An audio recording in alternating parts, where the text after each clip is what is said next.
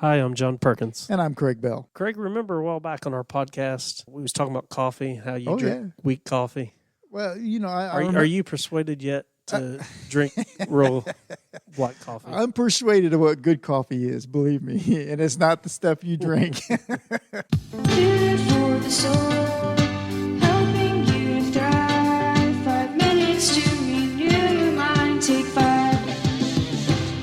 So, John, have you heard some of this AI stuff that's coming out? Yeah, it's crazy. There's some of it that sounds pretty real and convincing.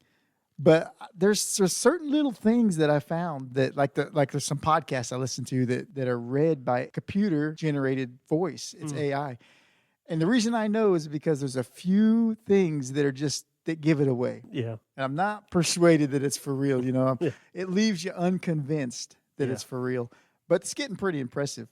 But the way society and technology is advancing, John, it's going to be harder and harder for us to decipher from what's real versus what's fake. But there's always one thing that we can be persuaded about that's for certain. That's the gospel. Paul says in Romans chapter 8, he said, "Who shall separate us from the love of Christ? Shall tribulation or distress or persecution or famine or nakedness or sword?" He's asking, what is it that you're so persuaded in that you're not going to change your mind? He goes on in verse number 38, and he said, "I am persuaded that neither death, nor life, nor angels, nor powers, nor things present, nor things to come, nor height, nor depth, nor any other creature shall be able to separate us from the love of God." He was persuaded that no matter what happened in life, he was going to continue living for Christ. So it's as if he's saying that tribulation can't change his mind, his persuasion, or persecution, or famine, or nakedness, or peril, or sword. Nothing shall change his persuasion. These things are difficult things to go through. Yeah. But he's going to be convinced of what he's about to say. Yeah. His persuasion is that death or life, nothing shall separate us from the love of God. When you think about Apostle Paul in his life, he was shipwrecked, he was put in prison, he was beaten, they threatened to kill him, they done all these things. And yet he was still persuaded that he was going to serve God no matter what man could do to him. Mm-hmm. That's being persuaded. Yes, it is. A persuasion that cannot be changed. So certain of it. Yeah. And Paul persuaded a lot of people with his persuasion, didn't he? Yes. I heard a quote one time, John, that said, "The persuaded persuade." Yeah. And he was certainly persuaded in what he believed, what he knew to be true. Yeah. After he was thrown in jail, he was talking to a king, and he began to talk to him and reason with him about the Word of God. And Agrippa told him, he said, "Thou hast almost persuaded me to become a Christian."